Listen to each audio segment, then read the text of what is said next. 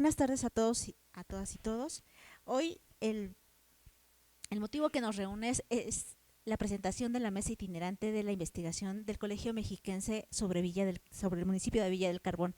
Agradecemos a todos los invitados y sobre todo a las autoridades que permitieron la realización de este tipo de actividades en este municipio que tanta falta le ha hecho por muchísimos años. Entonces, para nosotros también es un honor que se genere también este tipo de actividades para este municipio. Agradecemos también la presencia de la licenciada Karina Cruz Mondragón, directora de Cultura del municipio de Villa del Carbón.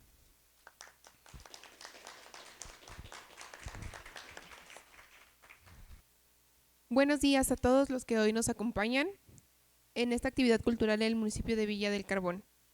Dentro del marco de nuestro aniversario del 165 de Villa del Carbón, bienvenidos al maestro Antonio de Jesús Enrique Sánchez, un gusto, en representación de todas las autoridades del Colegio Mexiquense, distinguidos integrantes también de este honorable presidium, bienvenidos a esta mesa itinerante en que se desarrollará en esta Casa de Cultura Dr. Jorge Jiménez Cantú. El día de hoy, el municipio de Villa del Carbón está de fiesta con motivo de su aniversario y dentro de esta alegría también con la aportación cultural del Colegio Mexiquense y su grupo de ponentes. Y la presencia de cada uno de ustedes enriquece este encuentro y demuestra el valor que otorgamos al diálogo, la innovación y la colaboración, un espacio dedicado al intercambio de ideas, conocimientos y experiencias, fortaleciendo los lazos que nos unen como comunidad comprometida al aprendizaje del progreso. Con el desarrollo de interesantes temas del devenir del municipio, tenemos la seguridad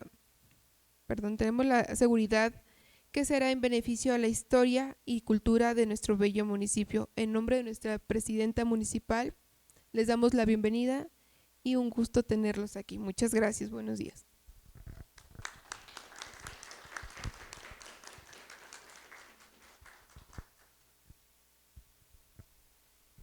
Daremos paso al inicio de nuestra primera mesa de investigación. La primera ponencia está a cargo del licenciado José Barreto Rosales.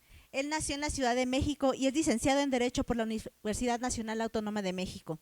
Se ha desempeñado como socio en diferentes bufetes jurídicos de la Ciudad de México, es asesor jurídico de varios periódicos y revistas del Estado de México.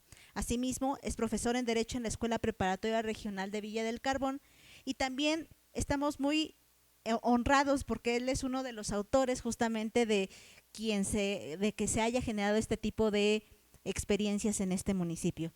Es autor de la monografía municipal y también es uno de los facilitadores de esta mesa itinerante del Colegio Mexiquense en Villa del Carbón. Adelante, licenciado. Pues sus aciertos también han sido base fundamental para la integración y existencia de nuestro pueblo.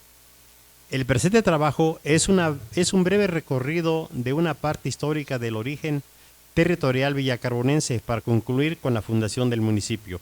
El municipio de Villa del Carbón, como muchos otros del Estado de México, a finales del siglo pasado, enfrentaron el problema de no tener definido el comienzo de su pueblo o fundación municipal, debido a que muchos de ellos tienen un origen prehispánico, otros novohispanos y muchos otros poseen ambos. También para acabar con esta incertidumbre, se determinaron por decreto en el naciente Estado de México al no tener precisamente un origen en el México independiente. Referente al origen municipal de Villa del Carbón, existen dos fechas reconocidas oficialmente y una aceptada, pero aún no ratificada. Por un lado, el municipio de Villa del Carbón es fundado por españoles el 17 de febrero de 1714. Sin embargo, determina por decreto que la fundación del municipio es el día 9 de febrero de 1825, por no tener una ordenanza de su origen, y por el otro, la fecha la que se festeja el día de hoy, 10 de marzo de 1861. ¿A cuál de estas fechas pertenece si cada una de ellas tiene sus propios motivos existenciales? No podemos estar en la incertidumbre incertidumbre histórica de nuestro municipio, de nuestra existencia.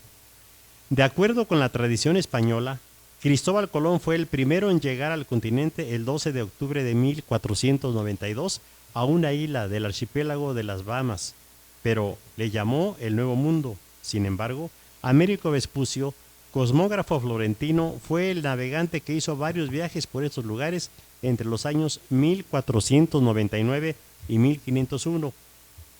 Expediciones en que recorre las costas del sur hasta el norte, por lo que es el primero en señalar y difundir la existencia de estas tierras en la cartografía de la época, en que se destaca que es el nuevo continente. El nombre de Amerisque o América aparece por primera vez en 1507 en el mapamundi titulado Cosmografía Universal de Martin Welsbinger. Este autor nombra en su honor la denominación de América y es el nombre que figura desde entonces en los mapamundis hasta entonces conocidos. Al paso de una larga y dolorosa tragedia étnica continental por la caída del Imperio de México Tenochtitlan en 1521, da pauta para que el 8 de marzo de 1535, por decreto de Carlos I de España, instaura el sistema virreinal para consolidar el poder de España sobre los territorios invadidos. Pocos días después, el 17 de abril del mismo año, por decreto nombra al primer virrey Antonio de Mendoza y es cuando empieza una nueva y desconocida organización territorial novohispana. En el mismo siglo XVI aparece la institución española denominada la encomienda y es como se inicia la donación de tierras para recompensar a los invasores por sus servicios prestados a la corona española a través de esta concesión de tierras. También se donaban tierras a los indígenas, principalmente para que formaran sus áreas comunales, pero fundamentalmente fueron otorgadas a los españoles. La merced de tierras o mercedes reales, tributos o encomiendas son títulos de gratificación otorgadas por la corona española, consistente en la adjudicación de predios aplicada en los siglos XVI y XV-XVI, instaurada en los virreinatos de la Nueva España y del Perú. También estas donaciones se otorgaban para la fundación de los pueblos de indígenas o españoles. En el repartimiento de tierras también llegó a Jilotepec un importante señorío otomí alrededor de 1526. Estas tierras fueron encomendadas a Francisco Jaramillo, esposo de la Malintzin, y Chiapan se le otorgó a Jerónimo Ruiz de la Mota, que a partir de entonces combina el nombre prehispánico de Chiapan con el nombre de él y proviene del náhuatl, que significa lugar en el río de la Chía o agua debajo del cerro, y se le agrega el apellido del encomendero Mota para quedar, como actualmente se le conoce, municipio de Chapa de Mota. Origen de Villa del Carbón. Por algún tiempo, los españoles arrendaron estos parajes que pertenecían al señorío otomí de Zacapesco del partido de Chapa de Mota.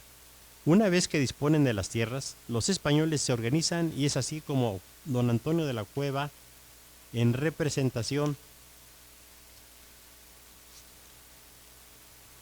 de esas familias españolas, solicita ante el virrey Francisco Fernández de la Cueva se les hiciera merced de tierras, consistente en un sitio de ganado mayor y 4 caballerías de tierra, por ser realengas en términos de San Jerónimo. El virrey de la Nueva España, don Fernando de Lencastre, Noroña y Silva, otorga el 9 de diciembre de 1713 por merced de tierras a un grupo de varias familias españolas para la fundación de su pueblo, inicialmente llamado Congregación de Nuestra Señora de la Peña de Francia, que después finalmente es la cabecera municipal de Villa del Carbón. En los cambios territoriales que ha tenido el Estado de México, Villa del Carbón siempre ha pertenecido a esta entidad federativa, no obstante la última gran mutilación territorial para la creación del Estado de Hidalgo en el año de 1889. Nuestro municipio queda en límites de los estados, Estado de México, y es cuando se trunca la comunicación histórica y política del municipio con Huichapan, a la que Villa del Carbón pertenecía en los tiempos de la provincia de la Nueva España. Debido a esta dispersión territorial y documental, que tal vez en caso de existir el decreto o documento primario que haya dado origen al municipio es desconocido o perdido, nos lleva a desarrollar la tarea fundamental de encontrar el decreto tantas veces mencionado, en el que la municipalidad de Villa del Carbón es del 17 de enero de 1714, cuando sucede la primera segregación territorial de Chapa de Mota, en donde se afirma que como pueblo es el único que con ese título oficial aparece como villa desde esa fecha. Sin embargo, previa búsqueda en archivos históricos del Estado de México, en colecciones de leyes y decretos, tanto en la Federación como en muchos lugares en donde podíamos encontrar el ansiado decreto, no lo encontramos. Hicimos una investigación muy profunda en todos los lados donde se pudiera encontrar los decretos, no lo encontramos. El elemento territorio, población y ayuntamiento son fundamentales para la existencia del municipio, aunque en ese entonces no se habla en esos términos. La Constitución de Cádiz de 1812 es cuando se habla de los municipios y municipalidades. Revolucionó la administración local al establecer los ayuntamientos constitucionales, electivos, para eliminar señoríos y la venta de cargos perpetuos, en su lugar, alcaldes, regidores y procuradores síndicos elegidos en pueblos con más de 1000 habitantes bajo la supervisión de las diputaciones provinciales. Más tarde, por decreto 36 del 9 de febrero de 1825, promulgado por el Congreso Constituyente del Estado de México, como solución para el caos territorial y administrativo que imperaba en los pueblos tras la fundación del Estado el 2 de marzo de 1824. Es por ello que surge la Ley para la Organización de Ayuntamientos del Estado. Lo importante es que establece la organización, bases y funcionamiento interno de los municipios, entre otras importantes aportaciones. Establece que solo podrá haber ayuntamiento en los pueblos en que por sí mismos o junto con su comarca, llegaran a 4000 almas, y si no lo lograren, debían unirse para completar la población. Y Villa del Carbón queda dentro de esta ley y por lo tanto se declara como fundación municipal esa fecha, 9 de febrero de 1825. Pese a este decreto, el municipio siguió conservando como fecha de su fundación municipal el 17 de enero de 1714. El gobernador del Estado de México del sexenio del licenciado Alfredo del Mazo González, por el año de 1984, solicita a los gobiernos municipales la determinación de la fundación de sus municipios y significado del nombre. Por esas épocas no se tenía ningún dato histórico conocido y ante esas circunstancias el Ayuntamiento de Villa del Carbón, en sesión extraordinaria de Cabildo del 10 de febrero de 1984, integrada por la presidenta municipal, profesora Yolanda Medina Enríquez, declararon como fecha cívica el 10 de marzo de cada año, día en que se conmemora el aniversario de la elección del municipio.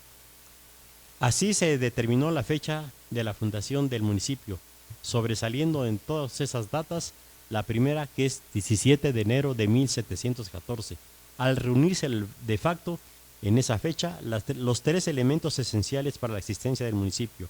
Lo que falta por hacer es que rectifiquen la fecha de la fundación municipal, porque significa la verdadera fundación del municipio es nuestra acta de nacimiento.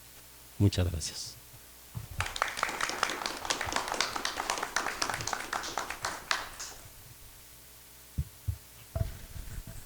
Damos paso a nuestras. Agradecemos mucho al licenciado José Barreto Rosales y nuestra segunda ponencia es la gestión parroquial en Villa del Carbón, dinámicas sociales y administrativas siglo XVIII, a cargo de la doctora Pilar Iracheta Cenecorta y Ramiro González Cayetano. Les comento que la doctora Pilar Iracheta Cenecorta es licenciada en Historia de México por la Universidad Autónoma, licenciada en Historia por la Universidad Autónoma del Estado de México, maestra en Estudios Regionales por el Instituto de Investigaciones Sociales Dr. José María Luis Mora.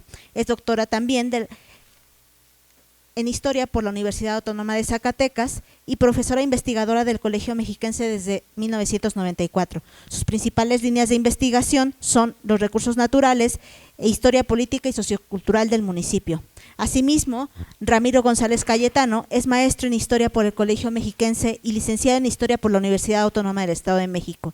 Se ha especializado en el estudio de la Iglesia en el periodo novohispano y participó como apoyo en el proyecto Centro de Documentación de las Culturas Lacustres del Alto Lerma. Hizo una instancia de investigación en Comecit y el Colegio Mexiquense entre el 2023 y 2024. Es auxiliar actualmente externo de investigación en el Colegio Mexiquense en el proyecto sobre municipios, dirigido precisamente también por la doctora Pilar Iracheta. Adelante, compañeros. Muchas gracias a todos. Debo decir que esta presentación va a ser muy sintética, la diseñamos sintética dado la información que hemos encontrado, y en este caso pues cuando concluyamos con el escrito pues tendrán una información más completa y con pues ahora sí una discusión más detallada. Entonces si por el momento les dejamos con dudas y demás, con todo gusto las podemos resolver, pero reitero, es muy sintético dado el tiempo que tenemos.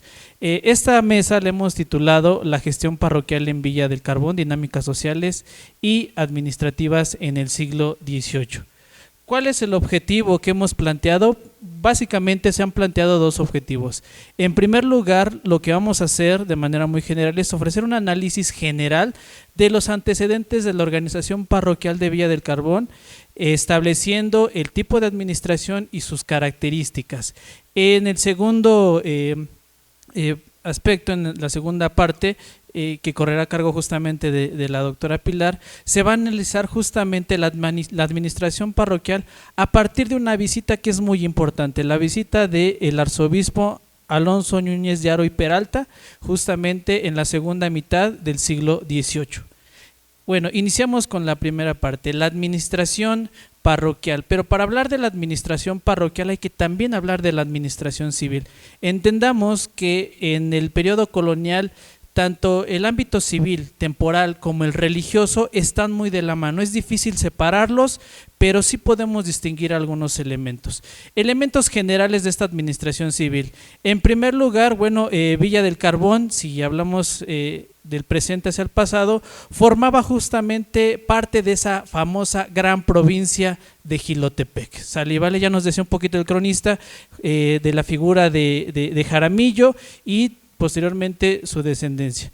En ese contexto, pues Villa del Carbón pues formaba parte justamente de esa jurisdicción que posteriormente, entre el siglo XVI y XVII, cuando se establece la alcaldía mayor de Jilotepec, Huichapan, pues también pasa a formar parte de esa administración a nivel regional. Para el siglo XVI, es decir, en este sentido me voy a centrar en un aspecto que ahorita les voy a explicar. Antes de hablar de Villa del Carbón hay que hablar de San Luis de las Peras. Entonces, en este sentido, me voy a centrar justamente en San Luis de las Peras, quien va a ser el antecedente más cercano a la fundación de Villa del Carbón, la fundación india y, por supuesto, prehispánica. En ese sentido, San Luis de las Peras formaba parte justamente de pues, la alcaldía mayor de Jilotepec, Huichapan, y formaba parte, bueno, aquí por ejemplo está Villa del Carbón, pero San Luis de las Peras está un poquito más arribita, ¿sale? ¿Vale? Por esta zona. En ese sentido, el San Luis de las Peras formaba parte de la jurisdicción de Chapa de Mota y se le reconocía como una estancia. Esto es en el siglo XVI, y en el ámbito eclesiástico, en la administración parroquial, era un pueblo de visita, ¿sale? Ya para el siglo, cuando me refiero a una estancia, me refiero que es un pueblo que está alejado o que está distante de la cabecera, es decir, de Chapa de Mota, y tiene una cierta distancia. También la estancia se puede entender en otros contextos como pues estancias de ganado, etc. Pero en este caso es una estancia, es un pueblo que está alejado de la cabecera parroquial o de la cabecera civil. Cuando hablamos de pueblo de visita hay que entender que San Luis de las Peras no tenía la presencia de un cura párroco de pie fijo, es decir, fijo, que viviera aquí en la parroquia, sino que el párroco vivía realmente aquí en Chapa de Mota, y visitaba justamente esporádicamente, posiblemente cada 15 días, una vez a la semana, o durante el mes podía estar aquí justamente el cura radicando una semana o hasta 15 días, 2 semanas, y él se encargaba de la administración. Por eso llamamos que es un pueblo de visita, solamente se le visitaba por un tiempo corto. Para el siglo XVIII vamos a hablar ya no de San Luis de las Peras, ahí vamos a hablar de Villa del Carbón, que también va a ser, cuando se funda, como ya lo decía el cronista, como villa, va a estar sujeto a la jurisdicción de Chapa de Mota, pero también va a estar sujeto en el ámbito regional a la subdelegación de Huichapan. Y les ofrezco justamente este mapa de geografía histórica de la Nueva España. justamente la jurisdicción de lo que va a ser Huichapan en el siglo XVIII.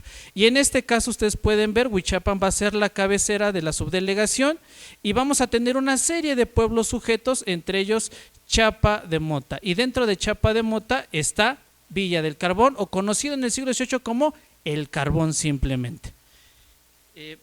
Les ofrezco justamente, miren, aquí está toda la jurisdicción de la subdelegación de Huichapan en el siglo XVIII y aquí abajito está Villa del Carbón. Como ustedes pueden ver, aquí se supone que debe de estar localizado San Luis de las Peras, pero ahorita vamos a ver su proceso, por qué cambia o por qué San Luis de las Peras pierde esa importancia en el siglo XVIII y Villa del Carbón recobra esa importancia y subordina a San Luis de las Peras a su administración, tanto civil como parroquial. Les decía yo a ustedes, espero ir en tiempos, porque luego esto es tan sorprendente que a veces se nos olvidan los tiempos, entonces espero que no pasen todavía los carteles de 5 o 10 minutos, pero bueno. Hablar de Villa del Carbón es hablar de dos procesos. Les decía en primer lugar la fundación primigenia, vamos a decirlo así, la fundación india, el antecedente indígena que está en San Luis de las Peras, y para el siglo XVIII vamos a hablar del otro origen, que es la fundación de Nuestra Señora de la Peña, es decir, de Villa del Carbón. Les ofrezco un mapita, es muy interesante, cuando sondeamos en el Archivo General de la Nación, lo que más encontramos son mapas de litigios de tierras. ¿Y quién creen que los encabezaba? San Luis de las Peras, posteriormente conocido también como Taximay, y en otros documentos también tiene otro apelativo. Entonces, les decía, estamos todavía descifrando. Aquí al centro está justamente San Luis de las Peras y exactamente aquí está su iglesia. Y nos habla justamente de cómo está ubicado, dónde está ubicado, y el documento nos expresa pues básicamente desde los límites y todas las parcelas de tierras que poseía en ese momento. Les decía, hablar de San Luis de las Peras, hoy San Luis Taximay, es hablar justamente de este pueblo de indios que va a ser visitado por los frailes de la orden franciscana. Recordemos nosotros que los frailes franciscanos tuvieron una fuerte presencia aquí, pero ellos se van a ir a mediados del siglo XVI, porque pues se van a concentrar en lo que va a ser Jilotepec, perdónenme, y después lo que se conocería como el riñón de los otomís, todo el Bajío y todo pues lo que viene después de Querétaro, ahí se van a centrar los franciscanos. Chapa de Mota va a quedar en el siglo XVI, mitad, administrado por el clero secular, y ahí es donde vamos a entender esta administración, ¿sale y vale? Pero en el siglo XVI los franciscanos promovieron la devoción a San Luis y también promovieron la edificación de esa primera iglesia, justamente que pues ya sabemos lo que pasa después, ¿no? En este contexto, hablar les decía, de San Luis es justamente hablar de ese origen otomí, que esto es muy importante. Y lo otro, se refiere que justamente su fundación es alrededor de 1539, porque esta fecha, se considera que esta fecha es cuando inicia la construcción de la iglesia, pero también justamente hablamos de otro proceso de fundación que va a ser la congregación en 1592. ¿Sale? En ese sentido, cuando se hace este proceso de congregación, San Luis de las Peras va a formar, les reitero, parte justamente de la cabecera eclesiástica y civil de Chapa de Mota como estancia y como pueblo de visita.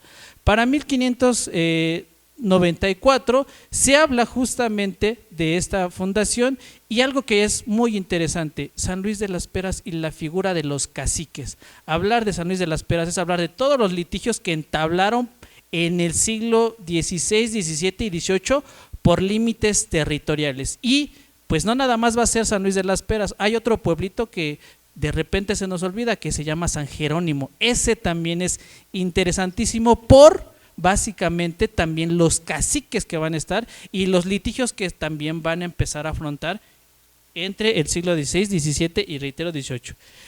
Les decía, esta es la jurisdicción de Chapa de Mota y pido presten atención en los últimos 5 escalones, que es justamente San Luis de las Peras, que se refiere que es una estancia, Santa Ana, San Mateo, Santa María Magdalena y San Lucas. Todos estos formaban parte de la famosa estancia de San Luis de las Peras. Para ir todavía avanzando, pero les decía que me voy en tiempos. Estamos hablando que en el siglo XVII, a mediados del siglo XVII, San Luis de las Peras va a ascender al rango de pueblo de visita a una vicaría. ¿Qué implica que es una vicaría? que el cura párroco de Chapa de Mota va a nombrar un vicario para que venga a residir de manera temporal, bueno, hasta que lo dijera, ¿verdad? Aquí en la iglesia justamente de San Luis de las Peras. ¿Qué es lo que hacía este cura párroco? Pues es el que se encargaba de hacer justamente todos los oficios que tuvieran que ver con la administración parroquial. En ese momento justamente les decía que a mediados del siglo XVII pues va a estar esta administración. Posteriormente, cuando se funda Villa del Carbón, San Luis de las Peras es una vicaría que también administra espiritualmente a Villa del Carbón en 1713-14, ¿sale? Y hablar justamente en este sentido de la congregación justamente de Villa del Carbón, que es en el siglo XVIII. Me voy a ir súper rápido porque en esto pues ya no tengo mucho tiempo. La fundación, reitero, pues justamente ya nos los decía el cronista, no hacía falta ahora sí otra vez hacer esta exposición, pero de lo que nos llama la atención es que vamos a tener que a mediados del siglo XVIII, Villa del Carbón, justamente administrada por el clero secular a cargo justamente de la parroquia de Chapa de Mota, va a adquirir a mediados del siglo XVIII la categoría de vicaría, y como obtiene la categoría de vicaría, a San Luis de las Peras se le quita esa vicaría. Entonces aquí empieza el periodo de subordinación. Villa del Carbón ahora va a administrar a San Luis de las Peras como pueblo sujeto, y todo oficio religioso se va a hacer ¿dónde? En la iglesia que tenemos aquí de Villa del Carbón. Seguimos, básicamente aquí tenemos este proceso. En 1723 vamos a encontrar que empieza a ser revuelo, que Villa del Carbón solicita al arzobispo. En ese sentido justamente estamos hablando de, se me acaba de ir el arzobispo, Dios mío, ay, ¿cómo se llama mi tocayo? 1754, se me fue este arzobispo, Salinas, Manuel Rubio y Salinas. Con él en 1723 empieza este proceso de que los españoles quieren formar ya una parroquia aquí. Entonces empieza este proceso, este litigio que pues va a desembocar que en el año, esta es una fecha interesante, en 1763 empieza este proceso, y durante justamente la prelacía del arzobispo Antonio de Lorenzana y Buitrón, Villa del Carbón va a adquirir la categoría de parroquia, y aquí está el nombramiento que se les hace de este proceso, este litigio. ¿Qué es lo que quería Lorenzana? Lorenzana quería estos puntitos: parroquias pequeñas, romper, fragmentar esas antiguas parroquias amplias y empezar a delimitar lo que ahora vamos a conocer como estos pueblos. Entonces cambia toda esa administración. Y pues les ofrezco de manera muy general, esto es lo que Lorenzana empezaba a dibujar de la parroquia de Villa del Carbón, algunos pueblos que hemos identificado, otros que nos hacen falta. Y pues la segunda parte corre a cargo de la doctora Pilar, que es la visita de Alonso de Núñez de Haro y Peralta. Bueno, muchas gracias de nuevo, pues muy amables por acogernos aquí en Villa del Carbón, y que pues estamos muy contentos de poder que el colegio se acerque a los municipios para pues ahondar, ¿no?, en la historia de los pueblos. Bueno, a mí me toca analizar un poco lo que es la visita pastoral del arzobispo de México, Alonso Núñez de Haro, que viene aquí el 25 de junio de 1775. Es que no está aquí.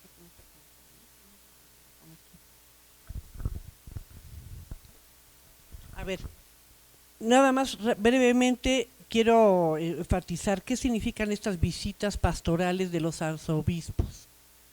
O sea, lo que querían los arzobispos era ir a conocer toda su diócesis con los pueblos. Entonces trazaban rutas para ir yendo por los pueblos a supervisar tanto la doctrina, ¿no?, como el estado de la parroquia, cómo estaban actuando los curas. Pero aparte, ahorita vamos a ver, hay una parte muy interesante que es que tenían la obligación, cuando iban con el arzobispo, una persona, de ir poniendo el número de población, su calidad étnica, o sea, si eran españoles, si eran indígenas, etcétera. O sea, una visita pastoral tiene, aparte de ver toda la cuestión religiosa, también nos dan datos estadísticos de esta población colonial, ¿no? Eso es muy importante. Ahora, hago también un énfasis en hablar del siglo XVIII. ¿Y por qué? Porque resulta que en el siglo XVIII, en España, por ya más o menos casi terminando el siglo XVIII, Carlos III, que es de la dinastía de los Borbones, va a instaurar lo que se llamaron las reformas borbónicas. Entre ellas había ya un control muy estricto de las parroquias, de sus bienes materiales, el culto, ¿no? Entonces, esta visita de Ari Peralta, ahorita van a ver cuando lleguemos al final a donde está lo de la cofradía y todo, se van a dar cuenta pues de qué era lo que les interesaba a ellos y de cómo controlaban, ¿no? También estas cuestiones del clero. Querían como sujetarlo, querían además sacar más dinero y que se recortaran las fiestas, ¿no? Por ejemplo, un culto como más sobrio, por decirlo de alguna manera. Es un control muy fuerte que ejerce el poder civil y también el religioso. Entonces, ¿qué es lo que analizó el arzobispo? Pues precisamente cómo se estaba administrando, ¿no? La parroquia de Villa del Carbón. Era entonces lo que se llamaba una parroquia con un beneficio curado. O sea, era un cura con un que tenía que ser un cura beneficiado que había tenido que ganar su puesto por oposición, no nada más así por recomendación, ¿no? Tenía que ser reconocido por el virrey, ¿sí? Y también instituido canónicamente por el arzobispo. Entonces era un cargo vitalicio, ¿no? Sí había promoción, lo podrían a lo mejor cambiar a otra parroquia siempre cuando tuviera una conducta de no violar las leyes civiles y eclesiásticas. Ahora, hay una figura muy importante en estas parroquias que es el juez eclesiástico. Los juzgados eclesiásticos lo que hacían era precisamente juzgar causas criminales o civiles en las que tuviera que estar involucrado alguien de la iglesia, ¿no? Por ejemplo, cuando se hablaba de la solicitación o que si un cura quería meterse, ¿no? con mujeres, cosas de ese tipo, pero también, por ejemplo, divorcios, ¿no? Cosas de ese tipo. Divorcios porque pues eran casamientos por la iglesia, ¿no? O entonces iban al juzgado eclesiástico también para las amonestaciones matrimoniales, para todo esto la feligresía tenía que ir a esta figura. Después había un notario y 2 vicarios para toda la jurisdicción de la parroquia. Aquí lo que les comentaba, lo interesante de cómo se da esta cuestión estadística y nos permite ver una fotografía de cómo era Villa del Carbón en 1775. Lo interesante aquí es que están censadas solamente familias españolas e indias, no se habla aquí de diferentes calidades, solamente hay familias españolas e indias. Pero ustedes pueden ver en los totales, si nos vamos abajo, son 158 españolas contra 520 indias, ¿no?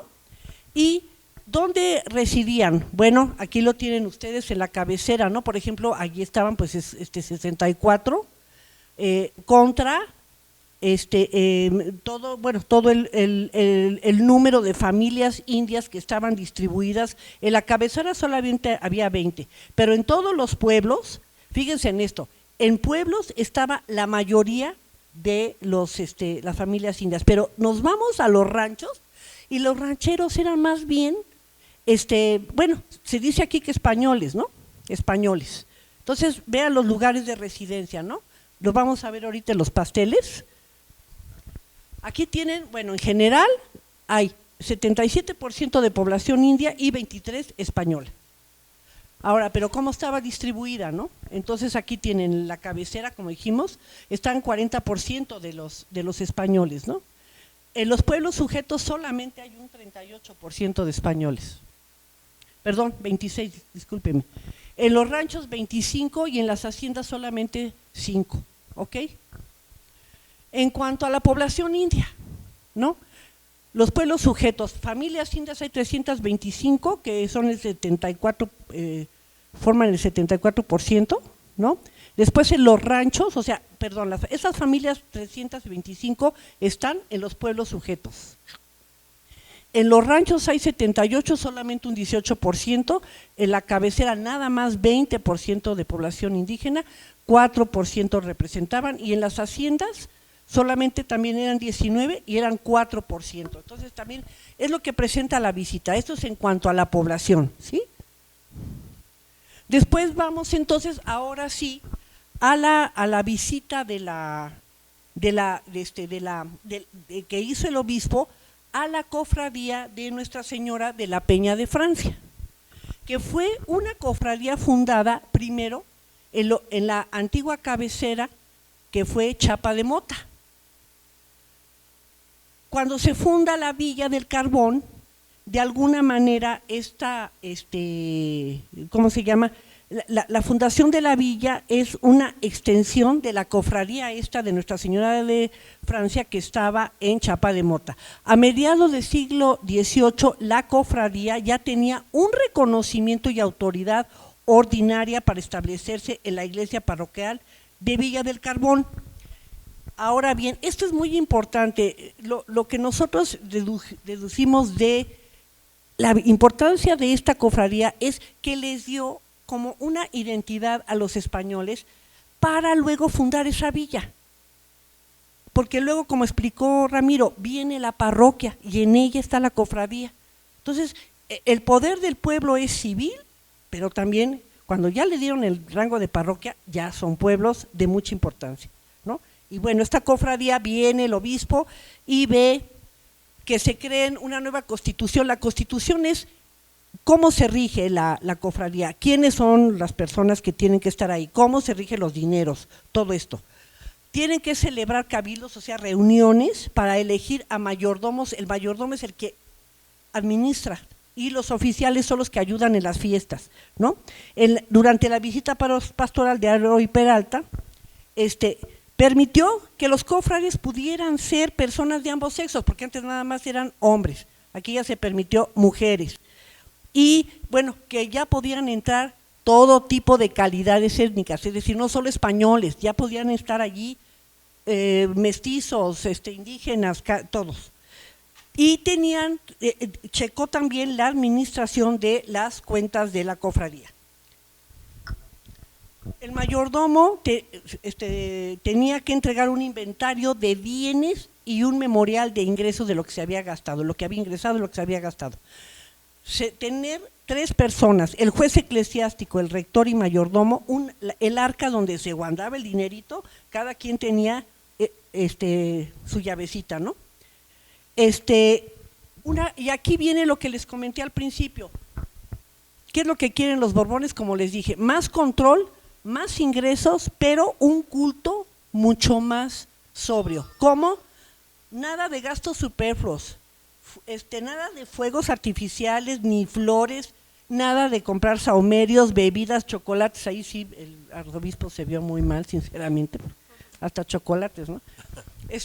Y dijo que el juez eclesiástico del partido tenía que tener una estricta supervisión de esa cofradía. Otra cosa, no querían los Borbones, les dije de estas leyes, las reformas borbónicas que se trasladaron aquí a los virreinatos, evitar que la feligresía fundara nuevas cofradías. Solamente, ya no querían proliferación, querían que nada más quedara esta cofradía. Y otra cosa, se metían también en la conducta privada de los sacerdotes. El arzobispo dijo cuidar la conducta de los ayudantes de la parroquia porque ya los habían denunciado que, bueno, andaban allí, pues, de picaflores, pues, son mujeres.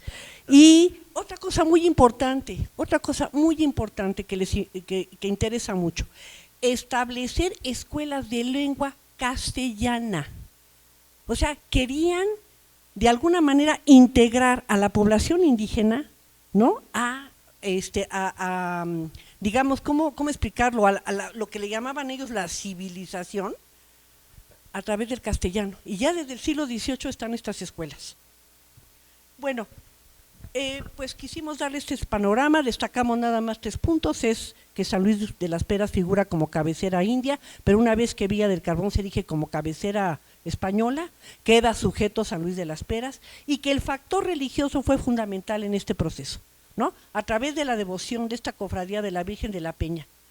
Los españoles van pidiendo una merced, luego fundan la cofradía, que es lo que les digo, que les da una identidad tierra y religión a través de la cofradía, hasta que llegan para apoyar la edificación de la parroquia, que ya es separada de Chapa de Mota. Bueno, muchas gracias.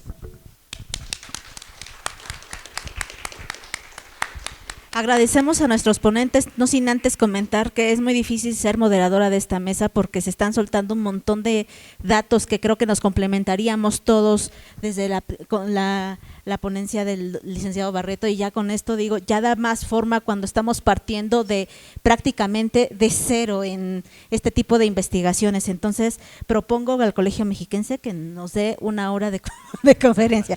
Bueno, pero para dar paso a la dinámica de la sesión, continuamos con la conferencia de la devoción de Nuestra Señora de la Peña de Francia en Villa del Carbón, a cargo del recién estrenado doctor Antonio de Jesús Enrique Sánchez.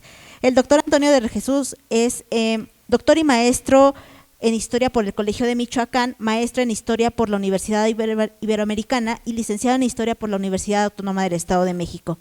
Él se ha desempeñado como profesor invitado del Centro de Estudios Arqueológicos del Colegio de Michoacán, y sus principales líneas de investigación versan en torno a la religiosidad popular, las fiestas religiosas y cívicas en los siglos XIX y XX en México, la historia y cultura de la población otomiana en el Valle de Toluca, y a continuación le cedemos la palabra. Muchas gracias. Buenas tardes a todas y a todos. Primero que nada, me quiero agradecer mucho la asistencia y su participación en este par de mesas de trabajo que nos reúnen el día de hoy para hablar en torno a Villa del Carbón. Y como ya lo comentaba la doctora de la Cruz Clemente, yo voy a hablarles de un tema que también resulta importante para Villa del Carbón, que es la devoción a Nuestra Señora de la Peña de Francia en este municipio. Comentarles que, al igual que las personas que me han antecedido, yo voy a ofrecer una serie de reflexiones, de acercamientos en torno a esta devoción. No puedo ofrecerles con mucho detalle algunos aspectos que ustedes verán puntualizados en el trabajo, pero me gustaría darles al menos una probadita, algunos acercamientos en torno a esta devoción que está muy presente, que está muy arraigada en Villa del Carbón, y no obstante nos faltan muchos elementos para tratar de entender el origen, por qué Nuestra Señora de la Peña de Francia y no otra imagen, por qué en particular una imagen que además es hasta cierto punto desconocida. En ese sentido, lo primero que ustedes están viendo aquí es un mapa en donde podemos situar a esta devoción mariana en clave global. Porque sí me gustaría que en primer lugar tratáramos de precisar dónde está parada Villa del Carbón ante el contexto internacional. Y ustedes pueden ver en este mapa que de alguna forma nos remite a esta devoción mariana entre los siglos XV y XVIII, los lugares en los cuales se veneraba. Lugares, obviamente tenemos en primer lugar el santuario de donde procede esta devoción, situado en Salamanca, en España, en la actual España. También tenemos la presencia de esta Virgen en lugares como las Canarias, ahí tenemos el caso del Puerto de la Cruz en Tenerife, y también en Funchal, en el caso de Madeira. Tenemos también la presencia de Villa del Carbón, lugar en el cual ahora estamos situados, pero también tenemos que la devoción a esta Virgen se extiende en territorio portugués, Lisboa en primera instancia, Sao Paulo en segundo término, en lugares que actualmente forman parte de países latinoamericanos como Bogotá en Colombia, Córdoba en Argentina, Quito en Ecuador, y esta devoción inclusive llegó al territorio filipino, concretamente en la ciudad de Nagá. Ustedes pueden ver este mapa. Y creo que ese mapa es significativo porque nos sitúa a las y los villacarbonenses, insisto, en el contexto internacional, ¿dónde está parada esta devoción? Y si se dan cuenta, esto es a nivel externo. Ahora, si tenemos a nivel interno, ¿en qué otros lugares se tiene la titularidad de Nuestra Señora de la Peña de Francia en México? Debo comentarles que en ningún otro lugar más que en Villa del Carbón. Entonces, es un elemento que le da identidad, que le da hasta cierto punto exclusividad a Villa del Carbón con relación al fenómeno devocional registrado en otras partes del territorio mexicano. ¿Qué más quiero comentarles? Miren, decirles que lo que les voy a ofrecer es una serie de reflexiones. Más allá del tema religioso estrictamente, quiero comentarles que las imágenes religiosas nos tienen que ayudar a pensar en cuanto a temores, esperanzas, aversiones de los seres humanos en el pasado, y que también las imágenes religiosas nos hablan de intereses políticos, de intereses económicos, de cuestiones identitarias, y todos estos elementos se cruzan en torno a esta Virgen, y todos estos elementos nos pueden hablar del pasado de las y los villecarbonenses en un momento dado. Si bien es cierto que mi exposición está centrada sobre todo en los siglos XVIII-XIX, tengo que partir de un necesario antecedente, siglo XV, comentarles que esta devoción nace formalmente, y si hacemos caso de la tradición, en 1434, cuando un hombre de origen francés llamado Simón Roland, que posteriormente se identificará como Simón Vela, realiza el descubrimiento de esta Virgen. Resulta ser que hay testimonios tempranos, como este que están viendo, Historia y Milagros de Nuestra Señora de la Peña de Francia, nuevamente añadida de la tercera parte, y otros muchos milagros nuevos, editada en 1614, de la mano de la orden de los predicadores, de los dominicos que administran este santuario. Son ellos quienes se dan a la tarea de documentar cómo ocurre este proceso, esta devoción mariana, y comentarles que en este caso la tradición consigna, y aquí están viendo precisamente una imagen de Nuestra Señora de la Peña de Francia, del siglo XVIII, elaborada en suelo mexicano, bueno, en ese entonces novohispano, pero que a mí me sirve sobre todo para acercarlos a la historia. Aquí estamos viendo a Simón Vela. La tradición señala que este hombre procedía de un entorno acomodado, francés, hombre piadoso, devoto, llevaba una vida contemplativa, y de pronto resulta ser que en un momento dado a este hombre empieza a manifestársele la Virgen y le dice: Simón, vela, vela y me hallarás. Por eso cambia su nombre de Simón Roland a Simón Vela.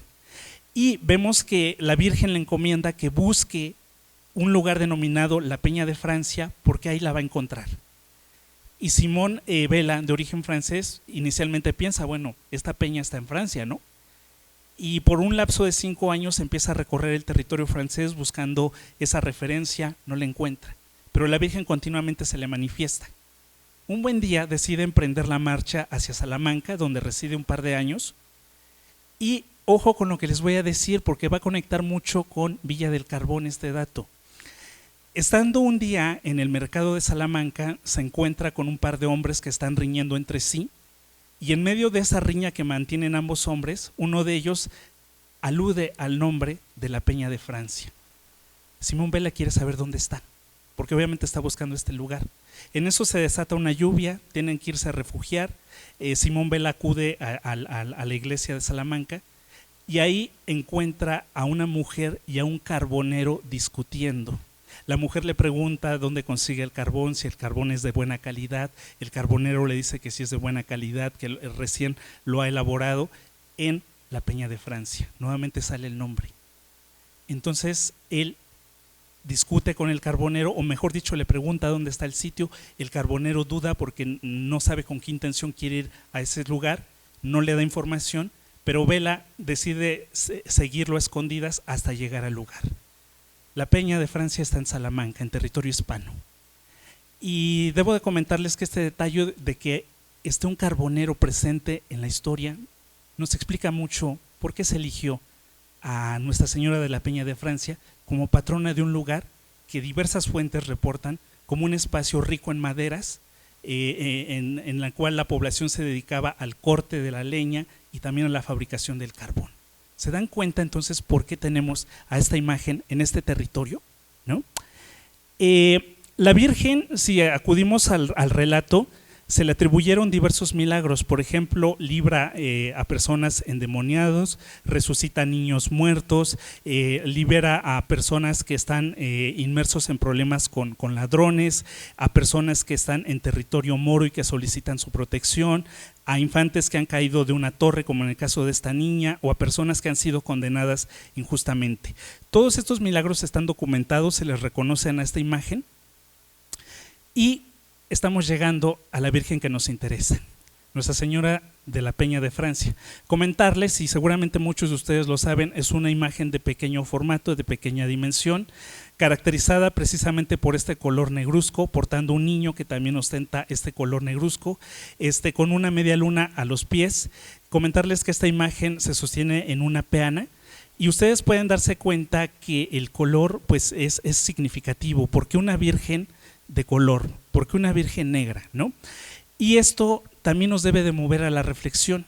Y aquí, como ustedes pueden ver, a mí me parece oportuno que la apariencia de la imagen y la geografía develan incógnitas. Comentarles que la Virgen original, la que se ubica en Salamanca, es precisamente de tez morena. Y eso nos da indicios de que la Virgen que se trajo a este territorio precisamente trató de apegarse en cuanto al color a la imagen original, porque déjenme decirles que las otras imágenes son de color o de tez blanca.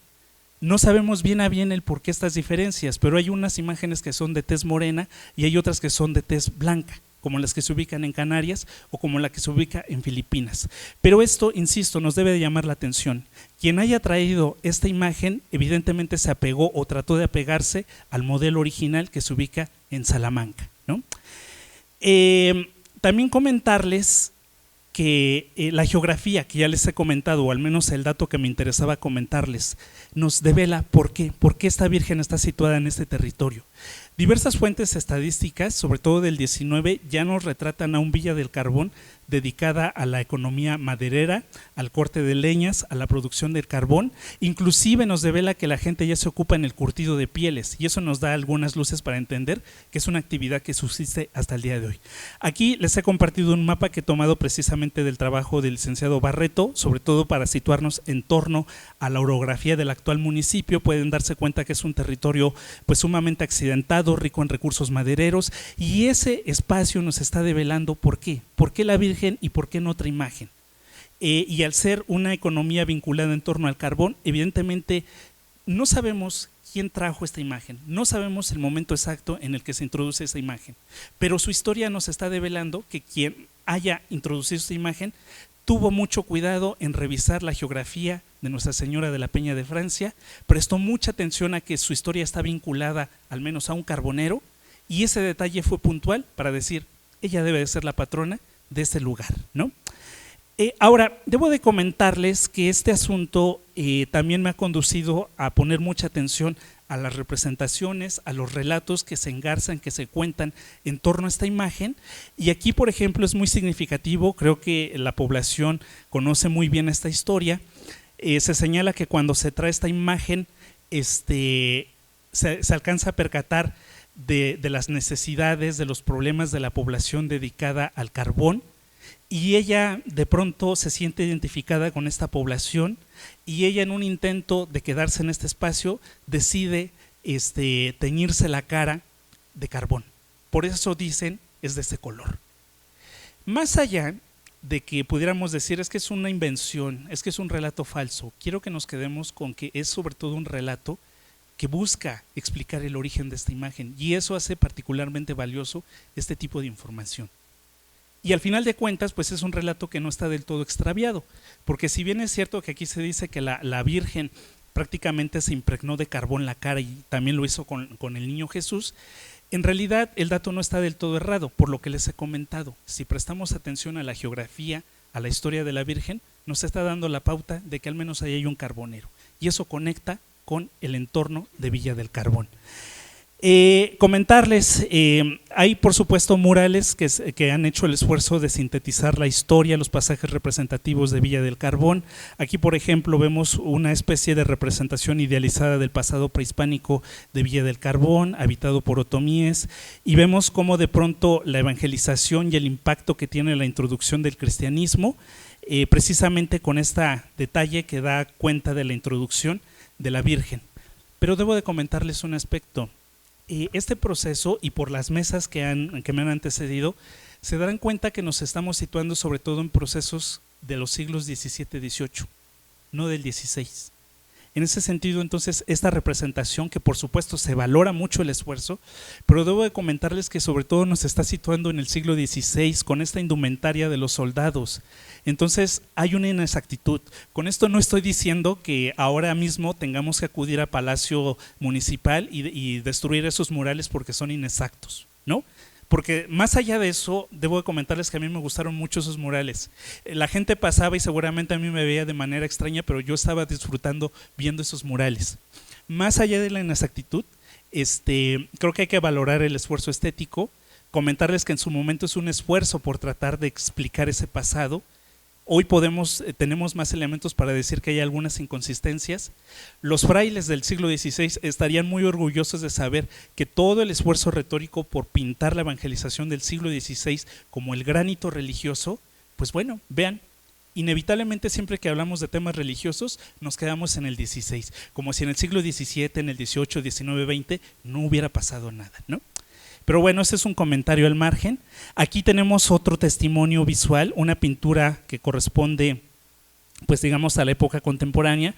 Solamente comentarles otro esfuerzo por retratar esta relevancia que tiene la Virgen, donde ahora inclusive se inserta a la presta de Tashimay, y de alguna forma son elementos identitarios para Villa del Carbón, ¿no? Ahora, debo de comentarles, yo también me inserto un poco en la discusión del pasado novohispano, tengo otros datos, quizá de pronto discrepo con mis anteriores compañeros, pero sabíamos que este iba a ser el resultado de esta mesa, porque tenemos muchas lagunas, tenemos distintos datos, no terminamos de estructurar bien el rompecabezas, y solamente comentarles, yo revisé la suma de visitas del 48-50, en donde se reporta a Chapa de Mota, porque obviamente la historia de Villa del Carbón está ligada sobre todo con Chapa de Mota, y ahí ustedes pueden ver en ese cuadro 9 estancias. Y también revisé la descripción del arzobispado de 1569 y ahí vemos a Chapa con 20 estancias. En ningún momento se habla de San Luis de las Peras o lo que podría ser el antecedente de San Luis de las Peras, pero sí se reitera la existencia de una población denominada en la suma como Zacapesco, en la descripción como Zacapesco, y que evidentemente es el actual San Jerónimo Zacapesco. Los de San Jerónimo podrían decir, nosotros somos el pueblo más antiguo. Y todo esto solamente para decirles, Villa del Carbón, o lo que ahora conocemos como Villa del Carbón, no está en el siglo XVI. Su proceso sobre todo se gesta más en los siglos XVII y XVIII. Peter Gerard de hecho señala que para el siglo XVII se funda un curato de la mano del clero secular. Es un dato que retoma de un autor del siglo XIX, Fortino Hipólito Vera. Comentarles que tenemos ahí datos de que pudiera formarse esta congregación en el siglo XVII. De manera muy consistente tenemos datos para el XVIII. Hacia 1740, los españoles de esta congregación están solicitando la creación de una parroquia independiente de Chapa de Mota. Y el proceso se concreta hasta 1760. Comentarles también que inclusive gracias a todo este proceso de gestación de la parroquia, sabemos que para estos años ya existían 3 cofradías, la del Santísimo Sacramento, la de las Ánimas del Purgatorio y la de Nuestra Señora de la Peña de Francia. Me detengo en esta por el tema que me interesa, ¿no? Y comentarles que en términos generales esta cofradía tenía todo un ciclo de fiestas. La fiesta original se hacía el 2 de febrero, no el 8 de diciembre. ¿Pero por qué es relevante el 8 de diciembre? Tengo una hipótesis. Resulta ser que esta cofradía festejaba el 15 de agosto, festejaba el 8 de septiembre y festejaba el 8 de diciembre, todas festividades marianas. Pero el 8 de diciembre en particular era cuando tenía lugar la elección de los mayordomos y diputados que integraban la cofradía. Y es muy posible que esta fecha haya tomado tal fuerza que el 2 de febrero queda desplazada y el 8 de diciembre gana tal arraigo que se convierte en la fiesta titular de Nuestra Señora de la Peña de Francia. Aquí estamos viendo una serie solamente de imágenes de la parroquia. Comentarles que esta cofradía y que esta Virgen en particular tenía tierras, tenía ranchos, tenía cabezas de ganado, que los españoles obviamente solicitaban en arriendo estos bienes, le entregaban ciertas cantidades a la cofradía y esas cantidades permitían el sostenimiento de la iglesia y del culto a la Virgen. Esta dinámica se mantiene a lo largo del siglo XVIII y hasta 1865, entrando ya el siglo XIX. Comentarles también que para 1820 el párroco se queja amargamente porque dice, es que ya no se reúnen los mayordomos para dar cuenta del estado de la cofradía, comprensible. La independencia sí generó un impacto notable en Villa del Carbón. El propio párroco decía, hay mucha gente que ha muerto, hay otra gente que emigró y hay mucha gente que sencillamente pues se desvinculó de esta administración de la cofradía. A pesar de todo, la Virgen contaba con tierras de labor, contaba con magueyales, y a partir del arriendo de estos bienes es que la cofradía seguía funcionando. Concluyo esta presentación solamente pidiéndoles un poco de su atención, que nos situemos en esta fotografía con la cual yo estoy cerrando, una fotografía de 1928, ya un poco para entrar al siguiente tema. Es una fotografía en donde vemos a Antonio Díaz Soto y Gama, David Montes de Oca y José Jiménez, que están acompañando a un campesino en un funeral en Villa del Carbón. Dado el tema que hoy nos convoca, debo de decirles que no nos debe de interesar el día de hoy tanto Antonio Díaz Soto y Gama, David Montes de Oca, José Jiménez, pero sí el personaje central al que están acompañando en el funeral, porque nos está dando más o menos un retrato de cómo era la población que habitaba esta parroquia entrado el siglo XX. Y la he traído solamente a colación para un poco que se reflejen ustedes quienes habitaron esta tierra en el pasado y que evidentemente eran devotos de la Virgen, ¿no? Con esto yo concluyo. Muchas gracias.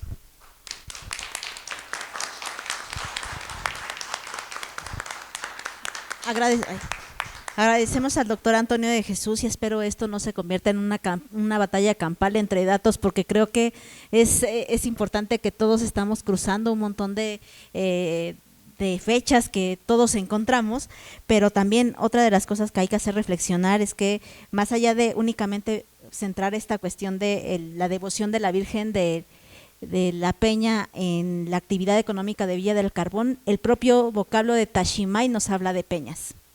Entonces, como para reflexión en las siguientes investigaciones. La última ponencia de esta mesa corre a cargo de Luis Andrés Salazar Garfias y también el doctor Antonio de Jesús Enrique Sánchez, con la ponencia Villa del Carbón a través de los bandos de policía y buen gobierno 1929-1940.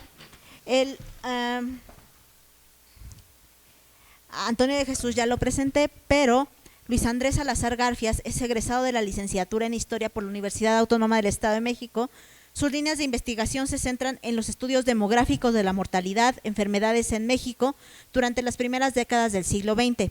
Ha realizado investigaciones enfocadas al análisis histórico de la salud y la población a partir de la revisión de fuentes históricas archivísticas y ha participado en diversos coloquios internacionales. Adelante, chicos.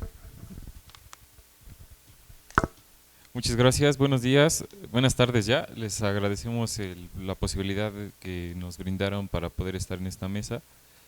Como pueden ver, trabajamos Villa del Carbón a través de los bandos municipales de 1929 a 1940.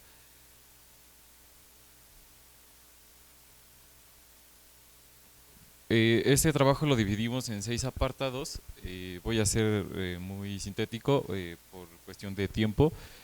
Y estos apartados consisten en los siguientes puntos, que son los bandos de policía y buen gobierno, el municipio de Villa del Carbón, el poder local, autoridades y sus funciones, la regulación del espacio público, privado, físico y sonoro, y el sexto apartado, higiene, salud y salubridad pública.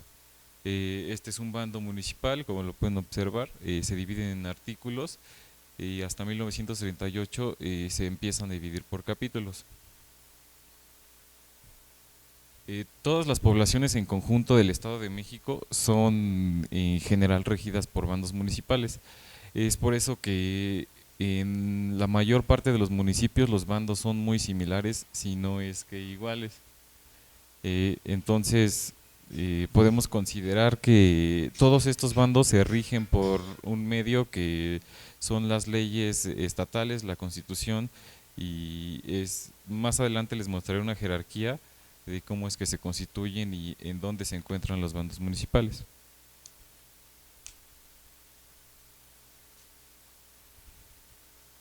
Ok. Básicamente los mandos municipales van a ser un conjunto de normas establecidas en un municipio, un mandamiento de una autoridad competente, el cual un habitante, un ciudadano tiene que cumplirlos, tiene que cumplir con esa norma. Se dan disposiciones sobre diversas normas administrativas, normas de comportamiento. Ahí podemos encontrar en los bandos municipales diferentes puntos de vista de lo que se vive en el municipio. Básicamente encontramos en los bandos municipales no solamente un conjunto de normas, sino estamos encontrando aquí cómo vive una población.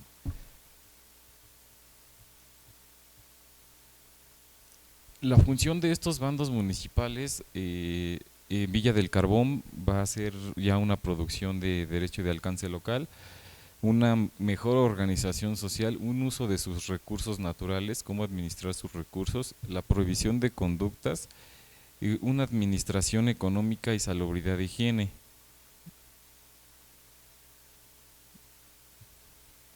Aquí está la jerarquía política que les mostraba. Ajá. Los bandos municipales, como pueden observar, se encuentran hasta lo más bajo de la pirámide.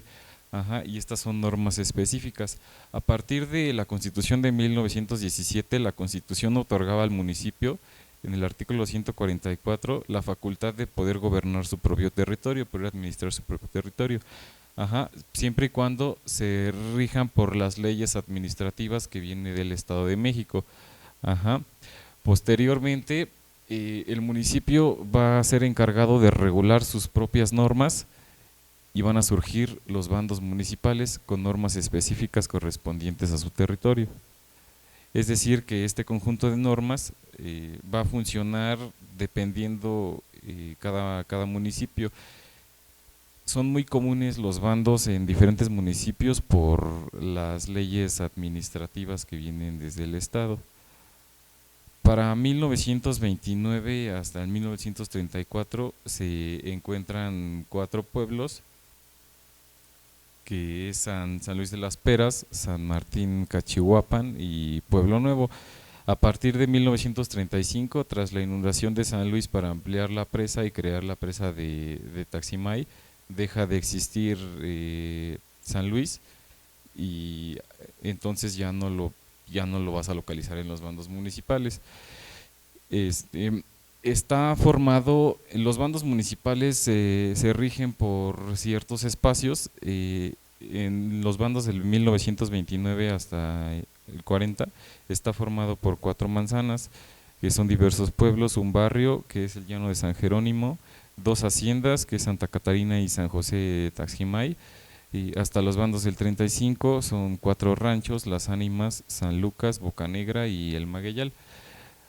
Y son 5 rancherías, que es Loma Alta, Monte de Peña, Los Aranda, La Cañada y Los Pérez. Ajá. Estos son vienen precisamente mencionados en los bandos municipales.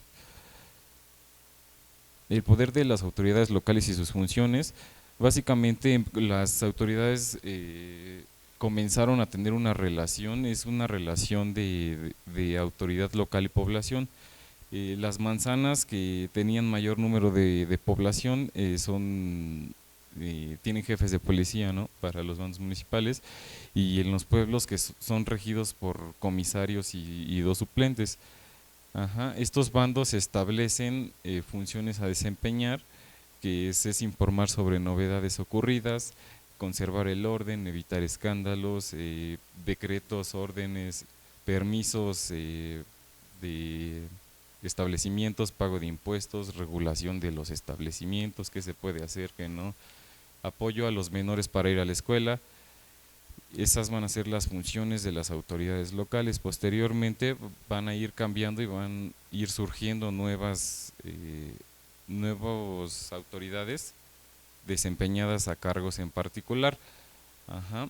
Van a ser muy mencionados estas normas para establecimientos comerciales. Estas normas nos están hablando de un aspecto administrativo. Van a comenzar a administrar sus propios recursos a través de los establecimientos comerciales. Es por eso que precisamente los bandos municipales se van a encargar de regular este tipo de comercios, y son muy importantes los establecimientos comerciales para que fluya la economía de un municipio. Para 1938 es notorio el cambio de estos establecimientos, de estas normas para establecimientos, porque te encuentras que establecimientos que venden ya bebidas alcohólicas, pulquerías, tendejones, otras, ya van a autorizar un permiso para poder vender el tiempo que ellos quieran, a la hora que ellos quieran. Desde 1929 hasta el 36, 37, no hay ese permiso. Los establecimientos que venden bebidas alcohólicas solamente tienen permitido vender hasta las 8 de la noche y las tiendas cerrar a las 9 de la noche. Ajá. Entonces, a partir de 1938 se da esta apertura a los establecimientos comerciales para no vender bebidas alcohólicas. Ajá. Los artículos 21 y 22 ya en general de las leyes de ingresos municipales que viene desde la legislación, le permiten al municipio poder vender estas bebidas a cualquier hora del día, siempre y cuando cumplan con su pago de impuesto correspondiente. Ajá. También se va a regular en estos bandos municipales el espacio público y el espacio privado. Se va a normar este espacio público, es este espacio donde la población está en contacto, qué se puede hacer en ese espacio, qué no se puede hacer. Regulación también del espacio físico, el espacio sonoro, se puede hacer ruido a cierta hora del día, no se puede hacer, se puede, la pirotecnia está prohibida, el toque de campanas también, la ebriedad del tránsito de animales en plazas a cierta hora del día, el desplazamiento de animales muertos por puntos donde son concurridos por la sociedad, por las personas, y el espacio privado. El cuidado de las cementeras son las milpas. Hay ordenamientos, artículos, perdón, en los bandos municipales que mencionan sobre las aves de corral. Ajá, si las aves de corral están en estas cementeras, están dañando estos espacios que son milpas, se le tiene que dar se le da 3 avisos al dueño del ave, y al tercer aviso el propietario de la cementera puede matar al animal. Ajá. La regulación de los actos religiosos, el uso de campanas y el uso de la pirotecnia, y esto para el espacio privado. Okay. Y venimos con el último punto, que es higiene, salud y salubridad pública. Este apartado fue de bastante interés porque nos encontramos cosas muy interesantes que los bandos municipales te lo hacen saber. Ajá. Y va a haber una regulación aquí en la salud, en la higiene y la forma en la que vive la sociedad. Ajá. Esto es para cuidado de sus habitantes. En los bandos municipales de 1929 hasta el 37 ordenan nada más limpiar fuera de sus casas, tener limpio fuera de sus casas y mantener limpio el agua, cuidado de sus pozos, zanjas, drenaje y cuidado del agua y algunos aspectos muy poco presentes. Surge a partir de 1929 al 37, es lo que les comento anteriormente. Ajá. Aquí tenemos un artículo, bueno, un apartado del bando municipal que habla precisamente sobre salubridad pública. Ajá. Básicamente aquí te habla solamente de limpieza, de que se tiene que limpiar su casa, se tiene que mantener los pozos, limpiar los caños, mantener limpio el espacio donde está la gente en contacto. Ajá. Pero de 1938 a 1940 encontramos un gran cambio. Acá tenemos otro apartado de 1938 y aquí ya te están obligando. Todos los padres de familia estaban obligados a llevar a vacunar a sus hijos después de 15 días de nacidos contra el sarampión. Ajá. Era obligatorio, es obligatorio. ya no hay si quieres o no, precisamente porque algo pasa en el 37, para que haya ese cambio tan notorio en los bandos, algo sucede en el 37. Para los establecimientos comerciales se les exige también bastante higiene, no se le puede dar agua a una persona, servir algo, perdón, no se le puede servir 3 veces en el mismo objeto, bueno, a la tercera persona pues ya no puedes usar el mismo objeto, ¿no? Y esto lo mencionan en los bandos municipales, entonces inferíamos que algo pasaba en el 37, estaba igual prohibido tener contacto con las personas que estaban enfermas de algo, la exhumación de restos estaba prohibido también, sin consentimiento de un delegado sanitario, y todo mundo estaba obligado, si alguna persona padecía de alguna enfermedad, estaba obligado a mencionárselo al delegado sanitario, para que esta persona se pudiera aislar y evitar más contagios en el lugar.